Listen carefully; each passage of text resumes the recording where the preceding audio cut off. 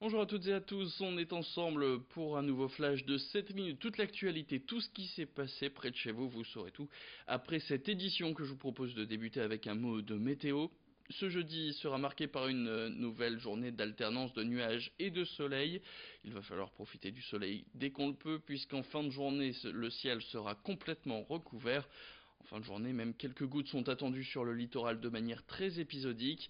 Au niveau des températures, la matinée est plutôt fraîche, la journée va se réchauffer dans l'après-midi. Au meilleur de ce jeudi, on attend entre 20 et 25 degrés sur le nord et le Pas-de-Calais. Les prévisions météo plus complètes, c'est à la fin de cette édition. L'actualité, c'est aujourd'hui qu'est versée l'allocation de rentrée scolaire aux familles ayant au moins un enfant scolarisé et âgé de 6 à 18 ans. En France, 2 800 000 familles perçoivent cette aide, censée supporter les dépenses de la rentrée qui approche. Entre 367 et 410 euros sont versés aux familles selon l'âge de leur enfant. Une ressource utile l'an dernier, le panier moyen pour la rentrée d'un élève de 6e était de 192 euros. Plus que quelques semaines de vacances pour les écoliers, donc les étudiants, eux, ont un peu plus de temps, mais cette rentrée sera d'ores et déjà plus compliquée que les précédentes, notamment avec l'arrivée de Parcoursup, et celle d'une autre réforme qui concerne les étudiants en psychologie. Elle implique que les sélections pour les Master 2 ne se fassent plus en première année de Master, mais en licence 3, sauf que les diplômés de Master 1 de cette année se retrouvent entre deux. On ne leur a pas demandé de sélectionner leur Master l'an dernier. Beaucoup sont refusés faute de place pour cette rentrée. Alors à Lille 3, des étudiants qui ne trouvent de place nulle part en France pour poursuivre les études. Sur Facebook, ces étudiants essayent de se faire entendre avec notamment un groupe appelé les oubliés de la réforme. L'une des administratrices du groupe envisage même d'envoyer une lettre au président de la République pour tenter de trouver une solution. Aubane-Lemaire l'a rencontré. On a voulu créer un groupe où tous les étudiants dans notre cas pouvaient témoigner et pouvaient apporter leur soutien et pour qu'on puisse avoir quelque chose pour que le gouvernement réagisse et que derrière on nous trouve une solution.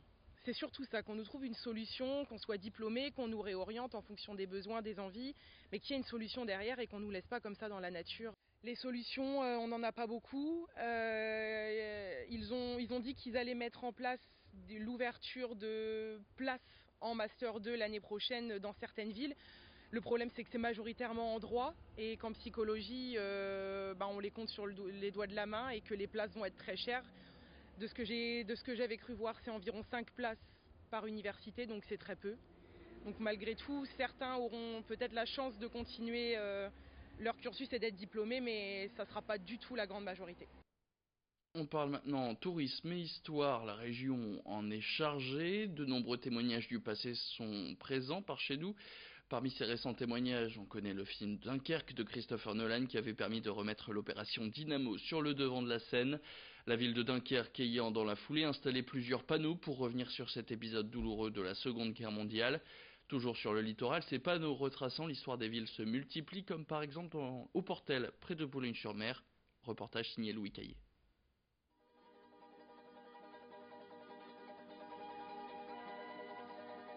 L'histoire du Portel, c'est l'histoire singulière d'une ville, ou plutôt de deux villes, celle d'Outreau et celle de son port. Sur les chemins des Andes, il s'en va chantant. En 1853, un décret impérial de Napoléon III donne au petit port d'Outreau son indépendance pour devenir le Portel. Aujourd'hui, la ville reste marquée par son histoire militaire et sa tradition maritime imprégnée de religion. Ancien retraité de l'éducation nationale et passionné d'histoire, Lionel Leprêtre a souhaité mettre en avant sa ville à travers 9 lutrins répartis sur toute la commune. Son travail depuis 30 ans, fouillé dans les archives régionales avec ses amis du Cercle historique portelois et l'association de sauvegarde du Fort de l'Eure. Son ambition, faire découvrir, redécouvrir la ville à ses habitants, aux jeunes et aux estivants.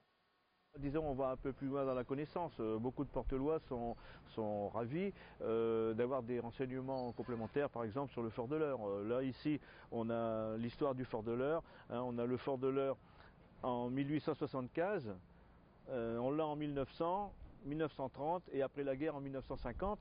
Et on peut voir les démolitions successives et son histoire. Bon, certains la connaissaient sommairement, mais on a voulu la retracer plus dans les détails. Pour aller plus loin dans la découverte de la ville, Chaque lutrin dispose d'un QR code pour accéder à des informations complémentaires. Alors, ce QR code permet d'accéder à Internet et il permet d'accéder sur le site de la ville. Alors nous ne l'avons pas encore alimenté, mais nous allons le faire durant toute l'année. Nous allons installer sur ce QR code 8 fichiers qui correspondront chacun à un lutrin et qui permettront d'avoir des renseignements supplémentaires et des photos supplémentaires. Nous ne pouvions pas tout mettre sur un seul panneau, donc le complément sera mis sur Internet. Point de départ de cette visite, l'office de tourisme, puis direction l'hôtel de ville, l'église, le jardin public et enfin le front de mer. Et si vous croisez Lionel le prêtre dans les rues du Portel, n'hésitez pas à lui poser des questions. Il est intarissable sur l'histoire de sa ville et vous la racontera à grands coups d'anecdotes. Et puis on termine par un portrait, celui de You Exist, un studio de design orthopédique basé à Roubaix. Cette entreprise est en fait spécialisée dans la décoration de prothèses. Née en 2014, la boîte s'est développée, elle est partie d'une ruche et possède aujourd'hui ses propres locaux. Il propose plus de 200 motifs et il est possible de réaliser des modèles sur mesure à la demande du patient. Un marché porteur qui a permis à You Exist de vendre ses produits en France bien sûr, mais aussi à l'étranger, notamment à Dubaï et aux États-Unis. Les commandes se font auprès d'orthopédistes professionnels et tout est fait pour que l'opération ne coûte pas 1 euro au patient. Orthoprothésiste de formation, Simon Collin est à l'origine de cette initiative dont il a eu l'idée au contact de ses patients. Il revient sur son entreprise au micro de Brio Gorchi. La valeur ajoutée par rapport à nos concurrents, c'est vraiment le fait qu'on est un studio de design et qu'on fabrique tous nos motifs. Et qu'on a aussi là, des graphistes on a des graphistes en interne, on travaille aussi avec des indépendants à l'extérieur. Ça nous permet de pouvoir proposer n'importe quel style graphique à chaque utilisateur et de pouvoir vraiment faire de la création sur mesure.